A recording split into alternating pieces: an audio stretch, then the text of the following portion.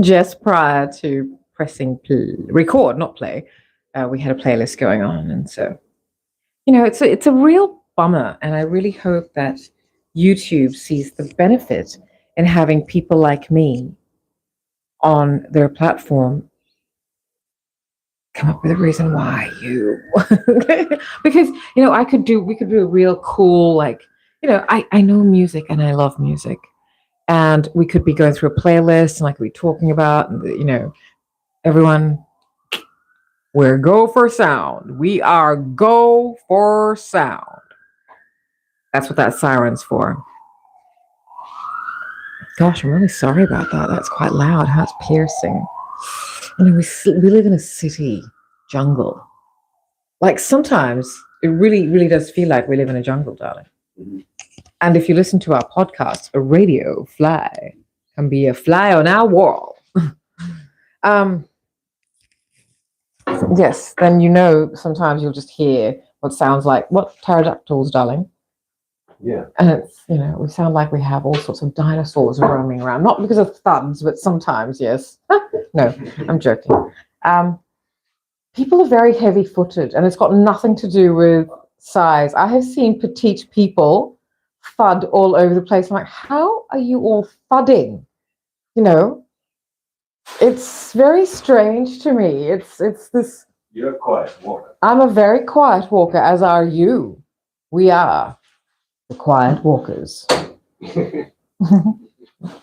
Hey, really cool adventure series starring us walking quietly everywhere. So this is the feed. So welcome, and this is going to be dinner tonight. Garlic celery.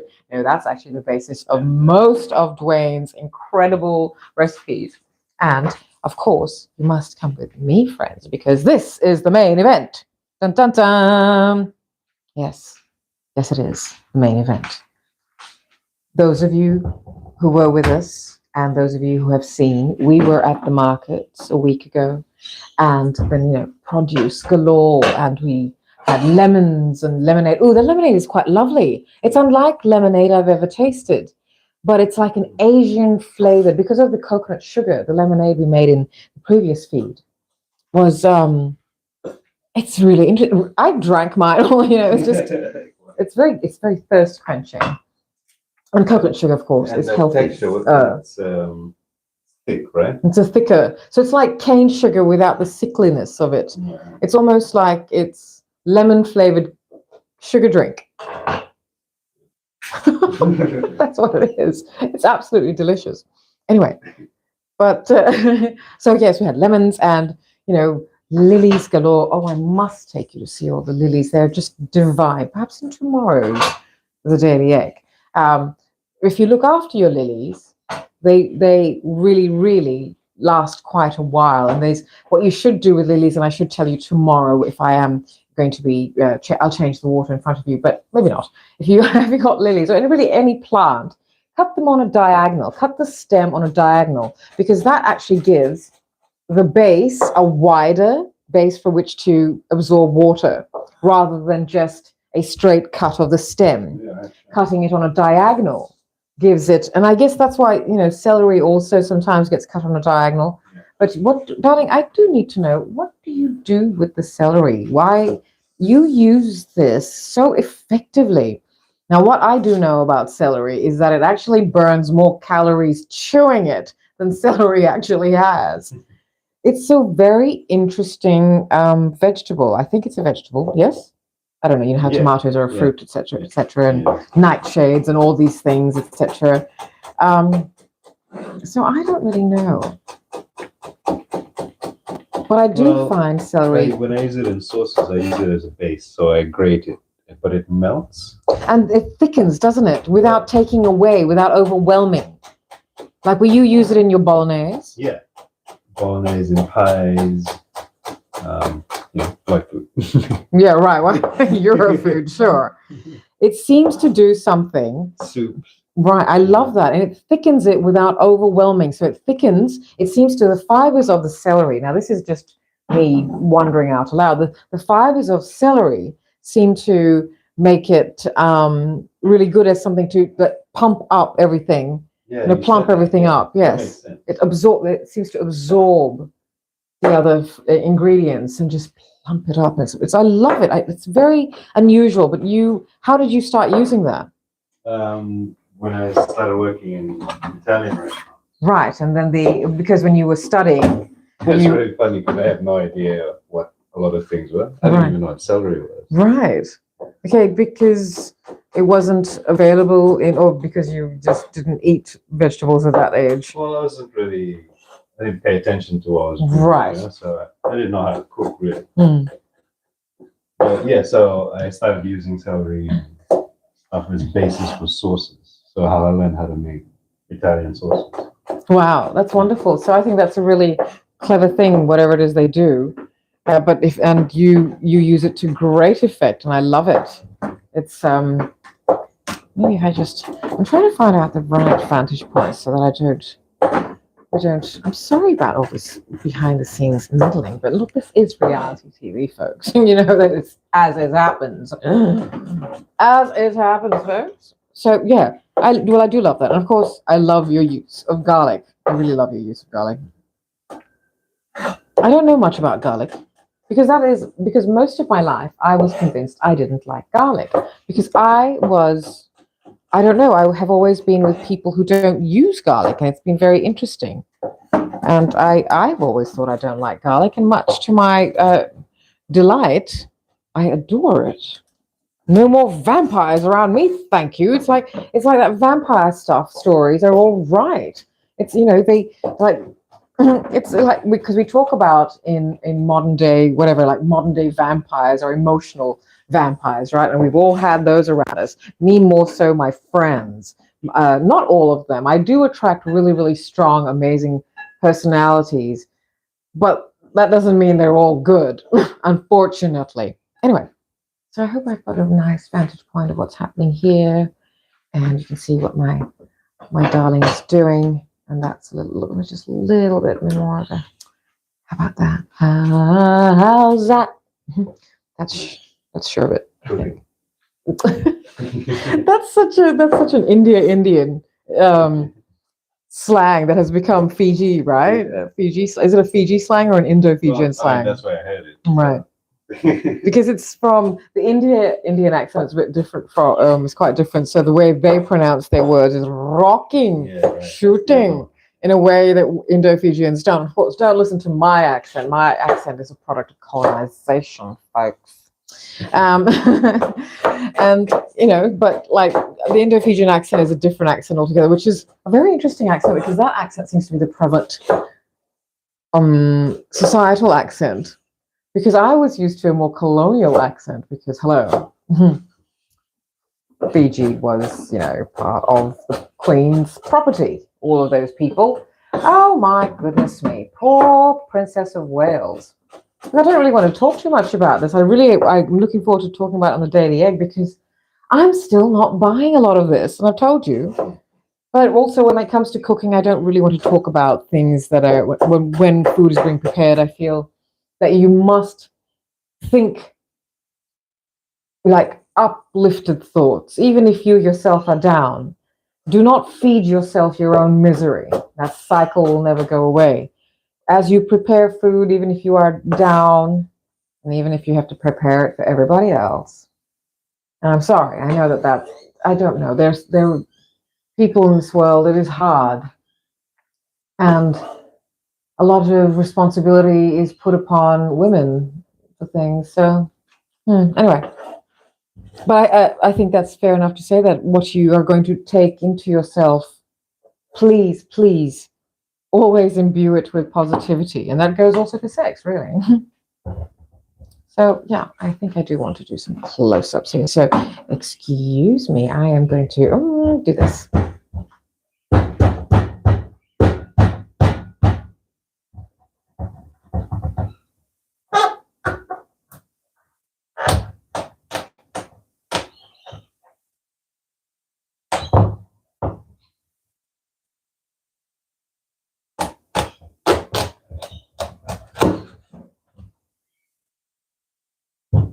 What a lovely color. Ooh. And so tonight, darling, you are making pumpkin soup. Yes, I am. Yum! And you've got fresh rolls, and we've got yogurt, and we're going to have fresh pumpkin soup, and then later on this week, pumpkin curry. Yep. Delicious. Yum.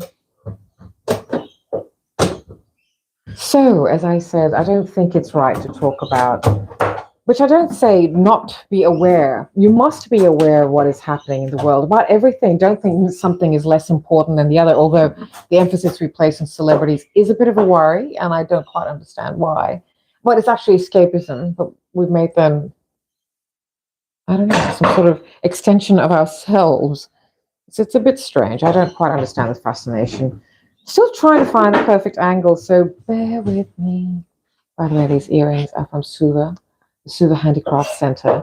Mrs. Mala Chund's stalls at the Suva Handicraft Center. She and her daughter, Christine Chund, and I think another daughter, they run the stalls, and they also, if you're from Suva, and if you are going to go to Fiji, just go and look at what Suva is all about, especially on certain weekends. Once a month, right? The rock markets. They're quite fun. Well, there's all sorts of stalls, artisans, etc. You get to see, you know, Suva and all Suva societies out because there's not really much else to do in Suva. So, you know, all society comes out to, you know, promenade and be seen. It's great. Look, it's great fun. Fashion show every week. And what? The fashion show every week. Oh, well, yeah. Oh, yeah, there's some fast. Anyway. Look, Suva could have been fun. I certainly have lived in Suva when it has been exceptionally fun. Anyway, what am I saying here now? What was I talking about? Royalty. Oh, gosh, no. I don't want to talk about Kate Middleton. Oh, yes, as I was talking about earrings. So that's where these earrings are from, because Christine Chand also has a shop. Well, she did. This is something I did buy from her was at the markets, and that's what led me to their store. Okay, they're from, yeah, anyway. Okay, so where was I? Trying to find the right angle. I suppose I can just make this angle. Look, it's all part of the process, folks. You are invited to see the behind the scenes things. This is it. Seriously. I can just extend now. Look. YouTube, I love you, but you really do need to give us some flexibility with the cameras. Can you still hear me, darling? Can you still hear me? Yes, of course. Great. Oops, perhaps. Great. I can, you know, as soon as I can't. Wonderful. This is wonderful multitasking you're doing there, by the way. So anyway, so this is what's happening right now. We've got the pumpkin, you know, being, I don't know. I mean, if this was Cinderella's stagecoach, it would now be, I don't know, like wooden blocks. I love pumpkin. I don't know a lot about pumpkin. I don't really know much about pumpkin. It's a shame. What is it? No. There's always something to know, like, where did it come from? Right, what is its, like, you know, origin? Or where did garlic come from? You know, I love all of these things. I think there's something mysterious about celery too. I think everything has got something mysterious, and I love that. I love the origin of things. Now, my camera work sometimes is a little bit shoddy, so I must be sure that I have got, you know what? I am really sorry, folks, that I do this to you, so I'm going to do this to you now. Sorry. There we go. At least now we can actually see. I can see what I'm doing. I saw in the previous feed, and I'm like, oh my goodness, I'm showing our dishwasher more than I'm showing what's being prepared. So we love pumpkin soup, and it's that kind of evening because it's getting a little bit chilly in Sydney, you know, and we're a bit spoiled in Sydney because it's probably 22 degrees. It's like, 22 degrees Celsius, mind you.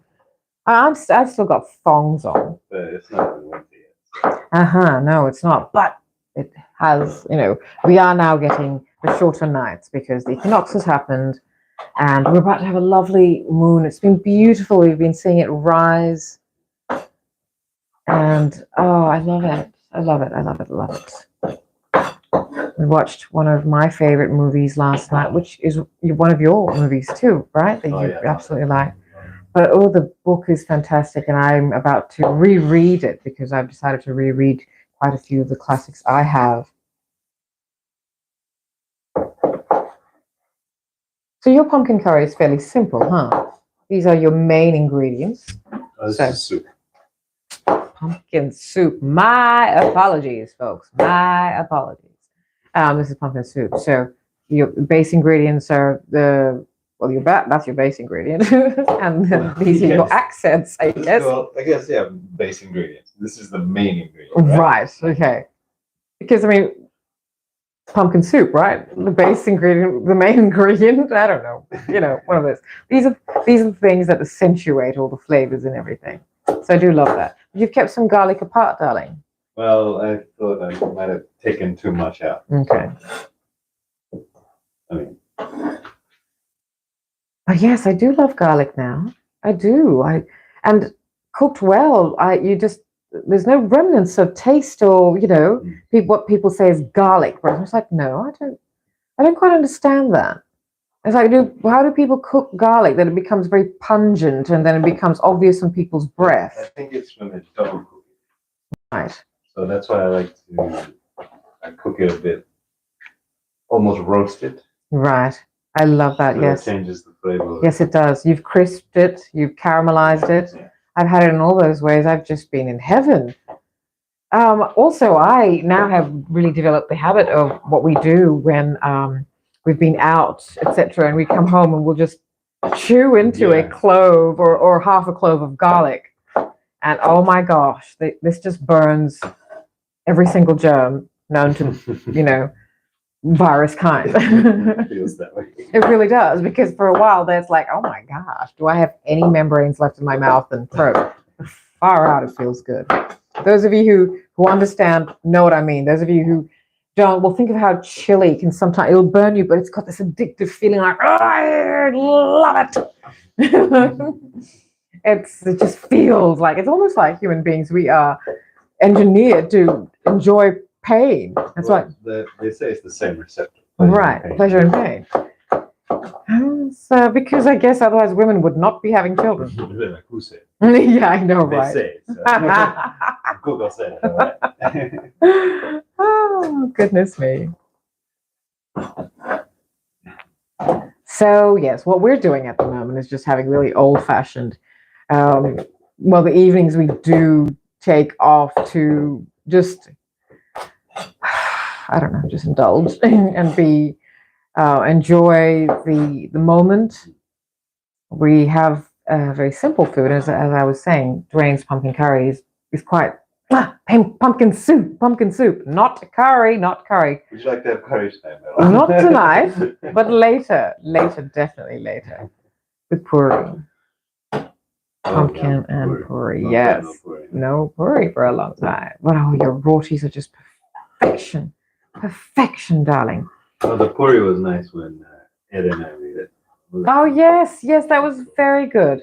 Dwayne's brother-in-law and his wife, who is my sister-in-law, Dwayne's sister, they stayed for a few nights on their way en route to wherever they were this time, and we had a bit of a lovely feast, and I love it when I don't have to do anything, which is pretty much all the time. It's very tedious having to host, having to make sure the menu's right and this is right and this is right. I'm very good at that, and then I just need that one magic person who can just make it all happen. So it's like Jedi and the Force. What's the point of one without the other? What's a Jedi without the Force? And where's the Force going to go without a Jedi who says, I know what to do with you? So, I mean, as far as Jedis go, look, sorry, George, but I think what would give Jedis more power, and you know what? They have come out and in various, I have got to tell you some things about these people. In various interviews, they have come out, both Spielberg and Lucas have said that they were going through some really bitter, nasty divorces. So they wrote some pretty shitty things. That love was going to, be the end of the Jedis or whatever. Excuse me, I got a cough.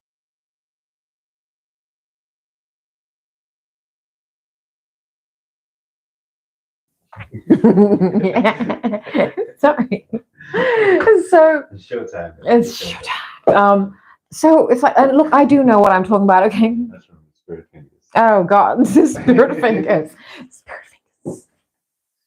And if you don't know Spirit Fingers, well, come on. You're missing out on a bit of a cult classic, which is a really, really, really bad movie, but still pertinent because it is about racial politics and why do Euro-white origin people think they're all that? Like, what? And then blatantly steal everything else. Well, that's not what we're talking about. But go watch Bring It On. Spirit Fingers. And so, yeah. What was I saying, darling? I can't remember. Can't say. Cannot remember anything anymore. Pumpkin soup. We're having pumpkin soup with fresh rolls, and well, they were fresh. and then yes. Oh, we got them. Right. So as I said, it is a bit chilly in Sydney, but chilly to us is now 22 degrees Celsius because we've been used to a bit of a warm summer. It's been very, up and down. It's bipolar. Really, sometimes it is. Some days you're going to have brilliant sunshine days, and then some days are just dismal. I don't do well in grey days, but however, I do have something interesting to say. I have changed my mind about stormy weather and grey days. I feel so cocooned at home. When I'm at home and it's grey, and it just feels cozy, and I'm grateful even more than I usually am. I mean, or I'm always grateful. The more I heal, the more I understand what gratitude really is and what prayer really is, and how I've started to understand how to use prayer to fulfill those prayers. Now, I had said in the previous feed that when I pray, I do have, I resonate most with Hinduism. We have gone from pumpkin soup to just, simple stuff. I do resonate most with Hinduism, only because it's a scientific, especially the Vedic texts. I don't agree with anything to do with the castes and all that stuff, and so that's not for me. But I do love the science of it, the science of the spirituality, the frequency, the connectivity to the universe. I love it. I really do. And so, would you believe I've just gone so far in my head? I actually can't remember what I was saying about this. I'm so sorry. Prayer. So I'm not, Hindu. I was brought up Hindu, and I adhere to the practices of Hinduism, but I don't follow necessarily the religious things. Although in recent times I have commemorated everything, where I like a recent so Navratri or Mahashivratri. Then on the day in particular, I will do, and I love it. I think, and that to me is about ritual and about self-respect, preparation to praying to self. For me, that is very much about praying all the rituals that go with all the religious, festivities and what you have to do. I think it's about just preparing yourself for clarity, cleansing yourself of something, leaving something behind, and getting that. So that's how I see prayer, and I do pray to the Hindu manifestations of divinity. And for us, it's various the figures of godliness, and for me, it's various female goddesses, and also Buddhist female Buddha Thera. And so this is just about woman. For me, woman is God. So woman divinity. And the Balinese Hindu goddess. And I pray to us because I think love is the ultimate feminine power as well. And to have a divine feminine, divine masculine union is sacred. I mean, we talk about this in spiritual texts all the time, but do people not want, people love sharing these things on memes and stuff and liking it on posts, but I don't know if they really want to see it in real time. A union of divinity, and particularly the woman gets called quite lucky. A woman gets called lucky if she's found her unity. Whereas I feel like, oh, you should understand what that woman has gone through to become the woman who knows what it is she wants and who it is she wants to attract. And it's not even a question of who you want to attract, because you have to focus on yourself, and then that just happens. And likewise, as I said in the previous feed, it takes a lot to be a man. You don't just all of a sudden, drop your testicles and have to shave, and you can then call yourself a man. Now, I think something that is very much a title that has to be earned. And likewise, woman, I think we have to, because woman, then, when you do understand what you're meant to be, then you also understand that you have never-ending love, and that your love is the kind of love that needs to be deserved. Anyway.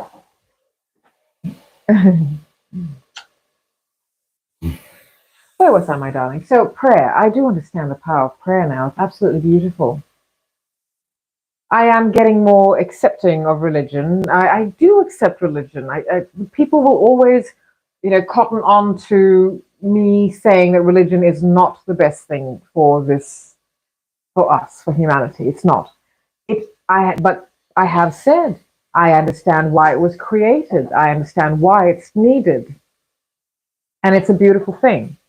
It is getting people from each grouping or identity or tribe, really, region, part of the world, to understand about divinity and connectivity in the ways that resonate with people. Like, for instance, I mean, it's beautiful how the desert.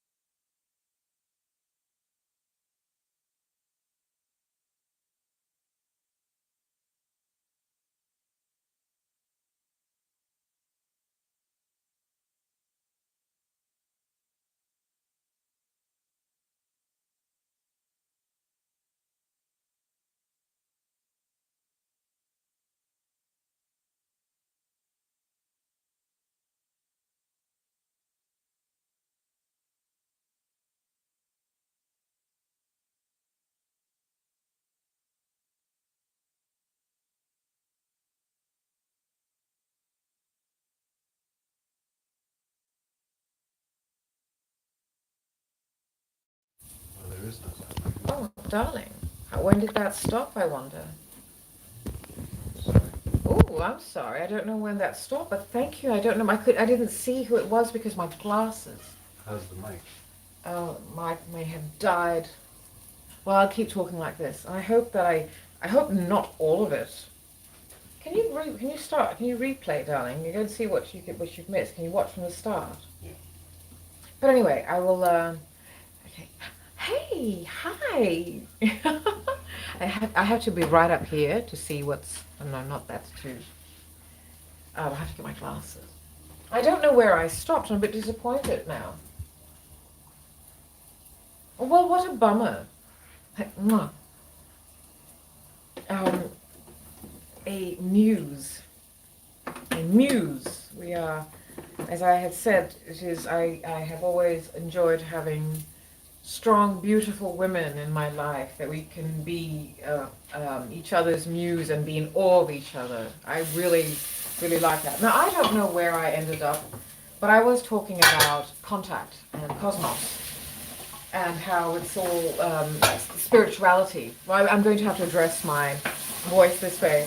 Sorry, I don't know where that stopped, and I'm very, very sorry because I was talking about some interesting things, and I don't really know where that's ended, but where that sound cut off. Gosh, we are having some mic problems, which is very frustrating. I do apologize because the mic I do use is that everything needs to be used because things are made to be used, and you've got to use them in respect. But even then, they do come to a use-by date, and I am very gracious for that. I am that person that thanks even even mechanical stuff and plastics, etc., for their use because, well, everything was organic once.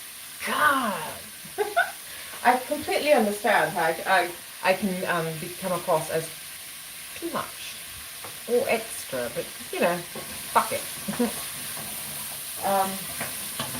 I don't know where I had left off, but I was talking about Contact and one of my favorite books and how we watched it and how I love Cosmos too. You and I can watch. I want Dwayne's looking at what's going on, so I won't. It's about 3 minutes. 3 minutes. Yeah. Okay. Nothing to that. All right. Well, good. That's not bad. I might have to, when I publish this, then say where I was, where we stopped. Okay. So, what am I talking about? I'm talking about the work it takes.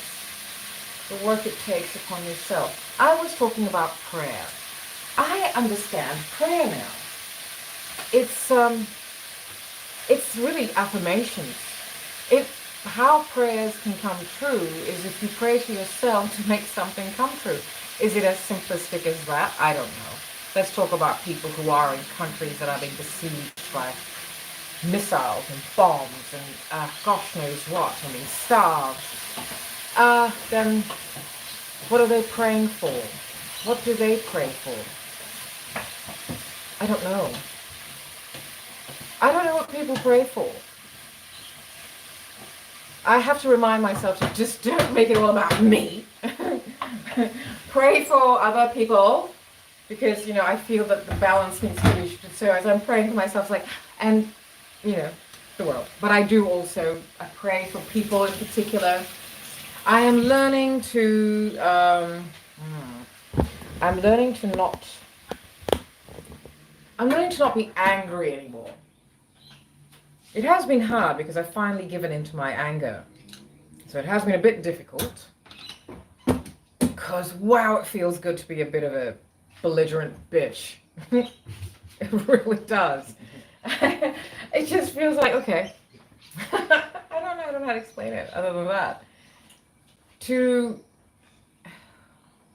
And even those of us who have been fortunate enough to have the audacity to just live how we want to live, find ourselves at some point pleasing others. And I find that I'm not one of those people, unfortunately, but because thank goodness I'm fairly kind, so that anytime I have been a bit, abrupt or brusque or belligerent, I have been fairly kind about that. With that as well. It's just that I think that we have a finite life cycle. Let us be kind, let us be compassionate, let us be courteous, but let us also get to the point. Let us all be matter of fact with each other, what I call vocally telepathic. I just think a lot of things would get done faster and a lot of change could happen. And I think we all really need to be honest with ourselves.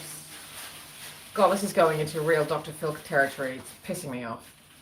I'm not here to advise anyone. I'm just here to say that these are some of the things I have had to really deal with in myself. My hypocrisy, my shitheadery. Yeah. Yeah. It's fun. It's really liberating when you can just really open up to your truth. It's really, really liberating, because then what do you got? You want to come at me, it's either all true, and yeah, I know, bitch, or you're full of shit and I'm coming for you. So that was really it. So whatever. It's very liberating to have the truth out there. Speaking of out there, we were talking about Contact, the movie directed by Robert Zemeckis, starring Jodie Foster, who is one of my favorite actresses, really, favorite actors. And she is perfection as Dr. Eleanor Arroway. And I have said, right, that the character of Dr. Eleanor Arroway, the book came out in 1985. That's around the time I read it, and the movie came out around about 1997. And Carl Sagan had based the character on Jill. She's a very prominent astrophysicist.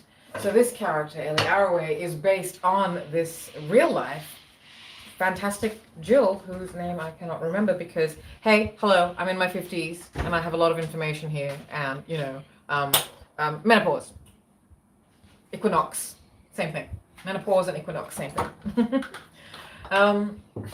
Actually, I'm post-menopause, and I gotta tell you, it is crazy and fun. It's really it's crazy time. I'm menopausal. A witch. Anyway, good witch. Where was I? Don? Where? Contact. Thank you. Right. So I can't remember Jill's. I can't remember her surname, but it's of course SETI, which is the search for extraterrestrial intelligence. SETI. That's what that is. And we have been to the radio telescope in New South Wales. That was used for the lunar landing, if it happened. Look. I mean, the state of America would like to have us believe that they were the first with everything, but they weren't even the first with broadcast media. It was the Nazis, and I'm serious. It was the first broadcast of, international broadcast was the 1936 Olympics, and that was, Adolf's address at the Berlin Olympics, and that was the first. The Nazis did it. German technology, German, engineering, all that, and so the Russians were also the first in space, cosmonauts. So I don't know if the lunar landing happened. They may have eventually got there, but whether or not they got there in 1969 is now something I, to my surprise, dear friends, am a bit curiouser and curiouser. Because America's lied so much. Yes, and sadly, their own inventions are going to really be, whatever, something like that, reflectors of the truth, etc., etc. So Contact, oh wow, look, seriously. And so Ellie Arroway was named, I can't remember who Eleanor is named for, but Arroway is named after Voltaire. Voltaire, the great philosopher, poet, whatever he is. His name was Arroway. Arroway, the French name. Right. And so Arroway became Arroway. Oh, look, I'm full of trivia, or full of it, one or the other. So, wow, what a movie! And the book is much more layered, of course, and takes over a longer period of time, decades. This movie doesn't, because it has to condense it. Very wonderfully filmed. Wasn't it beautifully filmed? Beautifully filmed. Wow, beautiful. The shots are so good, just flowing into each other, and the transitions, and the showcasing, the directing of Jodie Foster. A good actor is able to pour their energy into their vessel rather than the essence of the vessel. We are all given membranes to be that which our essence wants us to be. So, and actors are very good at that, are able to do that. I can't act. I have had attempts, but not because I wanted to, but because as a model, etc., etc., and I worked as a model in the noughties, in my 30s, I got sent to castings, etc., and I can't act, and it's weird. You really do have to be able to disengage from your core in order to use your vessel as a blank canvas. It's interesting. But Jodie Foster was exceptionally directed in this, and just, yeah, sense of wonder that, you know, the character is supposed to have, because all her life she's been looking forward to seeing what is out there, and when she sees it, wow. And as I said in the previous feed, you know, both science and spirituality is faith, you know. Yeah. It's the search for truth, and it's all about faith. And what is faith? Faith itself is faith requires absolute faith, and that is the cycle of it. And the movie I have cited, and I have said, I've talked about this a few times, so I'm going to cite it again, quote it again. It is another Eurostream Hollywood movie, but come on, it's indie, it's Indiana Jones, you know. And it's my favorite Indiana Jones.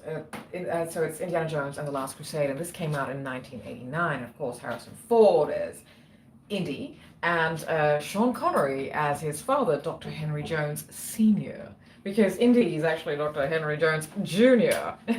But anyway, I love a particular scene in this movie. It is an absolute... And there have been, I know this is a bit like, it's not highbrow, I should be quoting some philosophers' actions or words, etc. But what is movie making if not some sort of modern day entertaining philosophy? Yeah. Getting across philosophy in entertaining ways, edutainment, whatever, philosotainment. Morals, right? So, yeah, something, it's supposed to be something like that. Of course, the world is dominated by the Euro, and particularly the Euro-American way of seeing things, and it's interesting. There are points in their favor, and the other thing is also, hello, colonization. Excuse me, genocide. Well, you didn't have to do all of that. But anyway, we're moving on. You know, yes, there's a scene in the movie towards the end, and I'm not going to give you any spoilers just in case you haven't seen it, or you haven't seen it for a long time and you'd like to see it, and I just want to jog your memory a bit.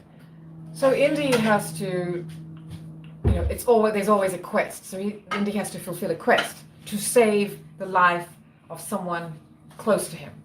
And there are clues, and they're all biblical clues, of course. But there's one clue that isn't quite biblical, and of course, if biblical teachings are just that, the moral guidance, is a book of moral, someone had said fables once, but a book of moral tales or guidance, you know, just all guidance, then this one is in particular quite an amazing one that stayed with me from 1989. Because at that stage, I was 18 and I was making some decisions about my life, and I thought I could just take a leap of faith. Oh, that's what I'm getting to. So the last thing on the quest, Indy comes to this, you know, it's like, it's this impossible thing to complete. And Indiana is a man of academia. He's an archaeologist. He doesn't believe in all this faith and, you know, God and blah blah stuff. It's always about artifacts and, you know, the histories of things and talking about ancient stuff, etc. And the divinity side he's got no time for. But it's really crazy because when he gets to the last clue, it requires absolute It requires absolute faith. It requires trusting. Because, so the clues are there, the map is there, but it just looks like, what? What is this? That's impossible. It can't happen. Look, I can't tell you too much more without spoiling it for you, and I hope you do. If you have seen it, it does jog your memory. But Indiana has to really just, look, you know, I don't know. I don't know if physically I could do it, but this is more a metaphorical and moral thing. Take a leap of faith. Just take a leap of faith, because and he played this so well, Harrison, directed so well by Steven Spielberg, where he just has to, time is running out and he has just got to put away his academia, his learned stuff, his institutional learnings and thoughts and thinking and words, and just, not just take a deep breath and just take a leap of faith. Far out. far out. When you every time you watch it, even though you know what to expect, you just and then to show the perspective. Take a leap of faith and change your perspective. And it just changes your perspective. And now I don't know what I'm talking about, the movie scene or whatever, but even then that was done exceptionally well because then the perspective changes and it's exceptional. And I love it. Yeah. Classic scene. It is this is a classic scene. I do love it. And it's also quite a dominating scene in Contact. Faith. There is a very pivotal scene in the climactic, end of the movie, the climactic scenes, and Ellie has to make a decision because something happens, something starts, she loses possession of something, and she's got to then take a leap of faith herself, which she was already on the side of, actually, because she was on the side of science. I really love the question of faith Contact poses. And a lot of people don't understand, they don't get it. They think, well, why is Sagan talking about God so much? Or why isn't he talking about God? What is it all about? And I think we're all just engineered to look at things in a certain way. Is one more right than the other? Look, I'm not talking about religion, but religion and spirituality have become a bit conflated, or not a bit, rather conflated. They're not the one and the same. I'm going to need a couple of minutes. Are you going to be what, darling? I'm going to need a couple of minutes. To mix? Yep. All right. Well, I might just. I'm just going to so Dwayne is mixing here, which it sounds like the Sydney, mixer pumpkin massacre, something like that. So why don't we go and have a look at some of the lilies? Excuse me, that is quite loud, and my microphone doesn't work, so the light is quite. The lilies are divine. I had started talking about lilies. They do last a long time. We get them from the growers' markets, fresh, almost fresh from the fields. And by the time we get to them, right, the florists have taken the best ones, of course. So it's a bit. Hang on. Sorry, I hope you didn't have to see up my nostrils. That's just really ridiculous. They're divine, and they spray. They're not fragrant on demand. Lilies actually spray, and it's linalool. It's a very popular ingredient in French perfumes. It's just beautiful, and it's very euphoric, the scent, and they spray it to relax the room. They're living beings. They're still alive, and they can feel us here, and it's almost like the lilies know when we need to have just a little bit of, it's like a natural air freshener. Oh, that, by the way, is, it's that print on the back. Look, they called it, I'm sorry, the mixing. The mixing machine sounds rather violent, doesn't it? Goodness. Anyway. This print, right? It's indigenous print. And it's called Central Desert Flowers at Dusk. Isn't that amazing? And we have deliberately got it at that angle because to us it looks not like flowers. And my friends, over there is actually the Milky Way. Wouldn't it be amazing? Wouldn't it just be amazing if we did actually have, well, I don't know. What is so wrong with wanting, coming, my darling, visitation from, our friends in the galactic empire. I don't want empires. No, empires sound like they're just wanting to colonize. And I feel that. Oh, yum. That looks so wonderfully creamy. Have you already peppered it? Yes, I have. Oh, yum. I should have been here to see that. Oh no, I did that like when. Oh, right. Okay. That's right. Yum. Ah, I'm not and sure. yogurt with cayenne over the yogurt. Look, seriously, what can I say? I was talking about contact, wasn't I? God. But anyway, faith, faith, faith. Leap of faith. Divine intervention or alien visitation. And everyone's always scared of, like, because of course, and it's always portrayed thus in movies, that the government, so it's almost like if the people who make the movies in the biggest movie industries in the world actually know this about their governments, what is going on? You know, why are governments always worried about alien visitation? Why do they always assume that aliens who, if alien life form, I mean, of course, we understand that we are aliens to them.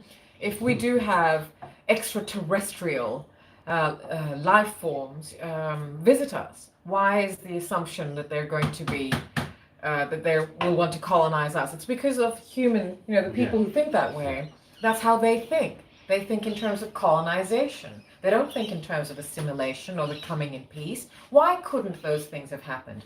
Why couldn't integration have been done in peace? Why was the need to colonize? Why was the need to commit genocide? Why the need to have slaves and to oppress, suppress, repress? Why? I don't understand. I don't understand. I don't understand why the patriarchy felt so weak because of the magnificence of the power that woman has. The life force power that she has, given the responsibility of a womb. Not the role, just the responsibility. It's so utterly boring to think what we could have been. You know? Yeah. Yeah. To think what we could have been. Are we still, and I have said this the last few lives, are we still in some sort of patriarchal Middle Ages? Because the patriarchy took over, so now we're in the Middle Ages still, but just technologically advanced. And we haven't actually progressed. We've just, you know, technologically advanced. Because the thinking doesn't seem to have progressed. If anything, it has regressed. And more people are looking for identity, looking for answers. This is why a lot of people are turning to the esoteric. But they call it the esoteric, that which was the ancient ways, the astrology, the divinity, the divination, the looking into what they call the occult and, you know, all the woo-woo stuff. No, not at all. Those are just ways we connect with the atoms in the air, the atoms that connect us to each other and to everything else. Yeah. Wow. Well, look, how long have you... Oh, it's almost time for us to go, because I am keeping to a structure. I know, right? It's like, wow, I'm really growing up. I have to, because, and the other thing is, I do need to write down what it is I want to talk about, because I did have a lot of things I wanted to talk about. But as I said, and excuse me while I cough, excuse me. Ta-da! As I said,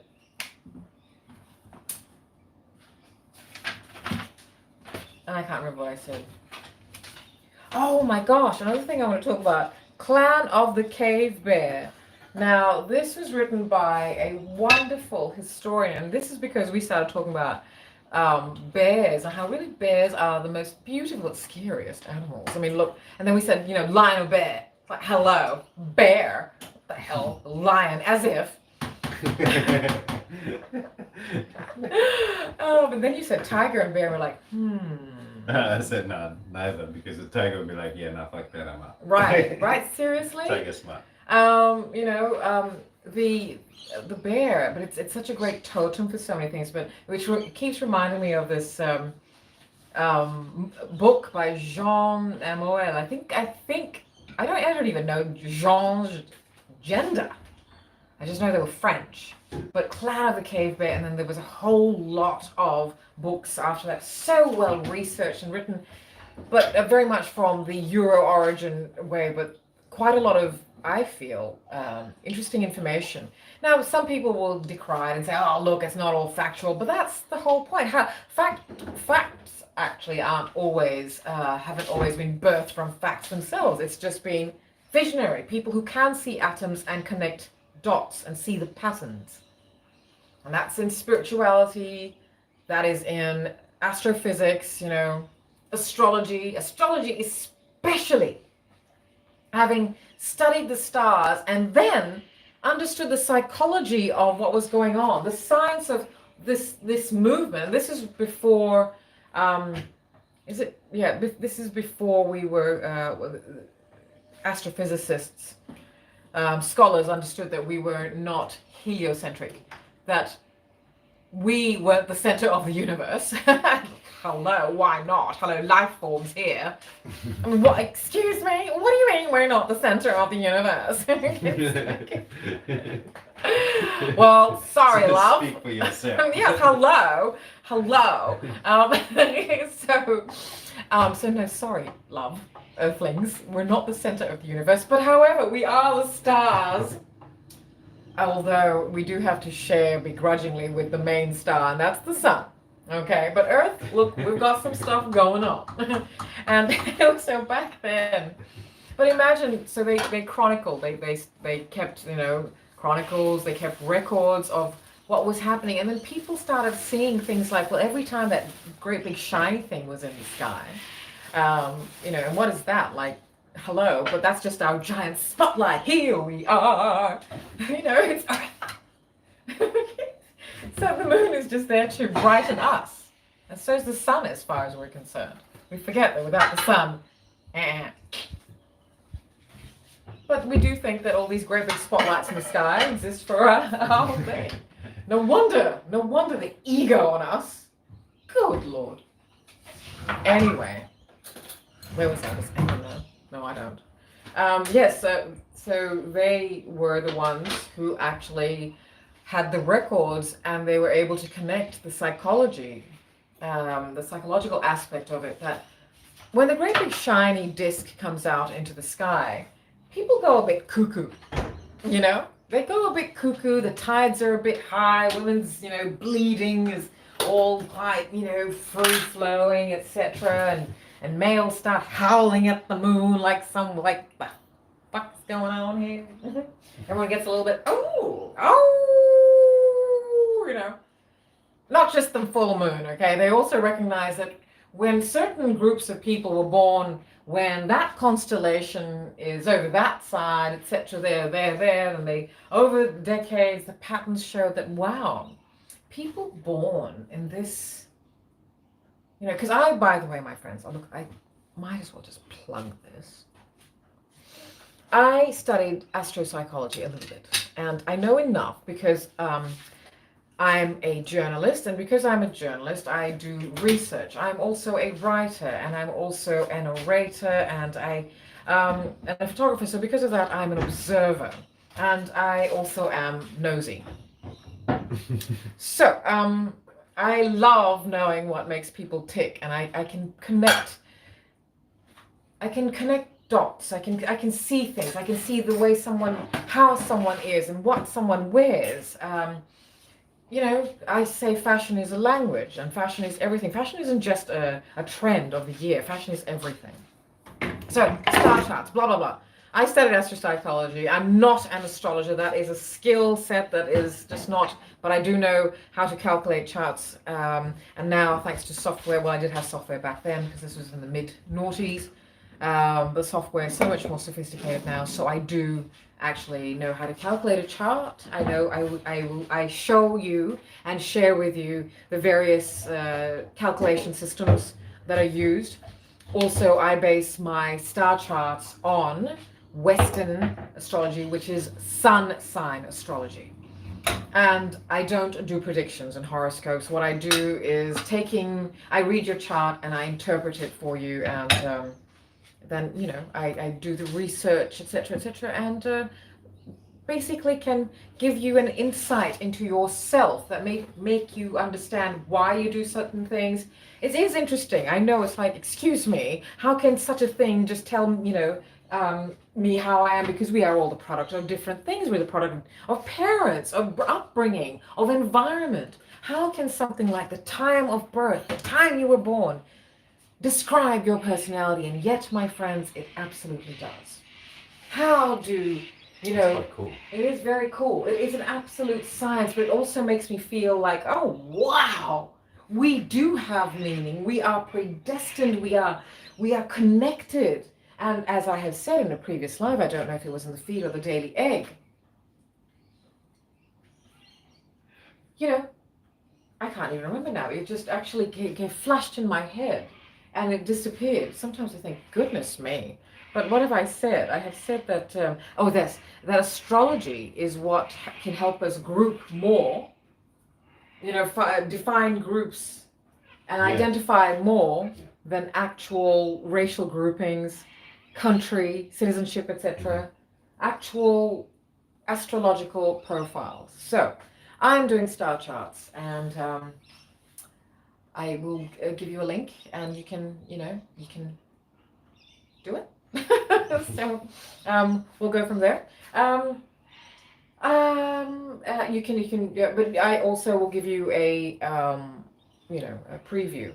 So I also have people around me who can read cards, who understand how to read the synchronicity and the energies, and I love that. And I do actually put belief in that, because how can it not be? And it's also, if it is about being able to be read, well, that's okay, because that is how people, we give a lot of signs as to who we are that we ourselves don't see. So it's quite nice to be seeing that. I mean, why is therapy of a psychology that is based on Eurostream institutional medical conditioning, why is that seen as okay?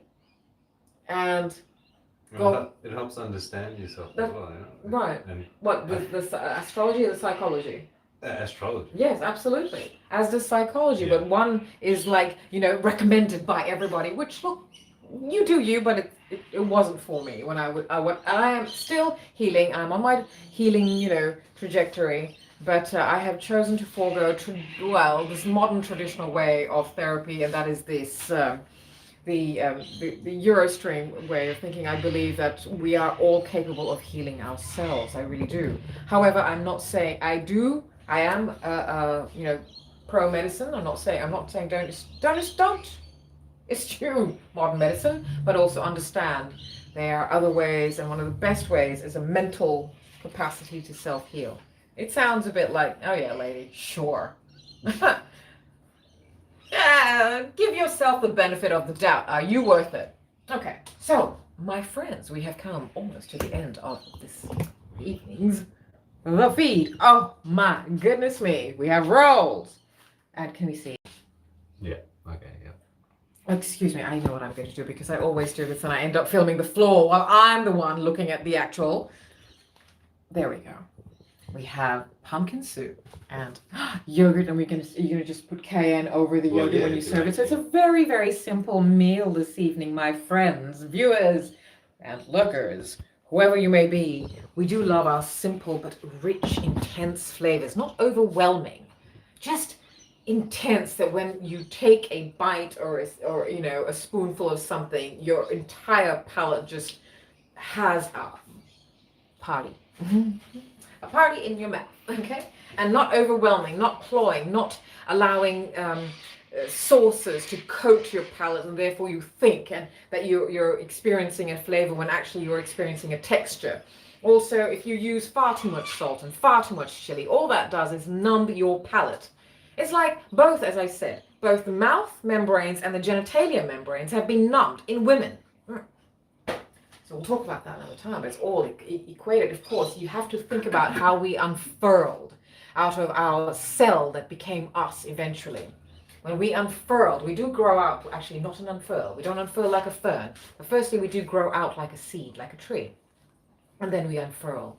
My friends, would you believe the jaw was connected to the pelvis. I mean, look how we, yeah, I can't believe I'm actually standing here alive. Look at my pelvic region. Oh, thank you. This is so lovely. I've just been talking about, if you want to have your cards read, by the way, I will also leave details of Midnight Tarot, and you can contact her via Instagram, and you can get your cards read. So, and I will write a bit more information there. Anyway, so yes, that was connected. That is absolutely connected to our jaws. So when you have, oh gosh, I need to talk about this, what it felt like for me to first have a yoni massage, fully clothed, nothing sexual about it, because it depends, you know, who gives it to you is very important. It's not tantric, it's not sexual, it's about, I still remember how my entire body, how my vulva, my vagina just inhaled and exhaled, and I cried and cried and cried and cried. It was incredible. It was incredible. I think women come into our sensuality as we age. Sexuality is the electricity of youth, and that's what people mistake for fertility, and it's not. It's the electricity that, you know, young women we burst with, and we just, yeah, and then unfortunately it gets a little bit exploited. Anyway, we'll talk about that another time. Thank you very much for being here. See you on the Daily Egg, and whatever you're doing, make the most of the present moment. Thank you very much. Bye.